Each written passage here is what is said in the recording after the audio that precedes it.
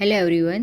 તો મિત્રો, આજે આપણે બનાવીશું સત્યનારાયણ ભગવાનની પ્રસાદમાં ધરાવવામાં આવતો શીરો.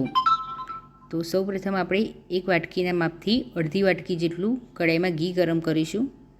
તેમાં એ જ વાટકીના માપથી એક વાટકી જેટલો રવો એડ કરીશું અને તેને ધીમા તાપે સરસ શેકીશું. તો હવે બીજી બાજુ આપણે એક વાસણમાં 1.5 વાટકી જેટલું પાણી અને 1 વાટકી દૂધ લઈ ગરમ કરી લઈશું.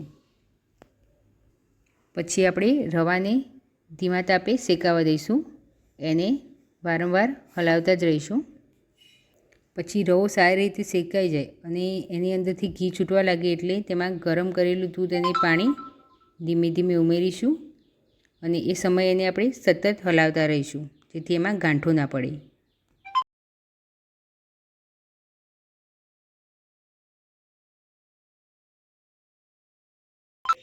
હવે આપણે એની અંદર ડ્રાય ફ્રૂટ્સ, એલચી પાવડર ઉમેરી એને સારી રીતે મિક્સ કરી લઈશું. પછી જે વાટકીના માપથી આપણે રવો લીધો હતો એ જ વાટકીના માપથી 1 વાટકી જેટલી દળેલી ખાંડ આપણે એમાં મિક્સ કરી એને સારી રીતે હલાવી લઈશું.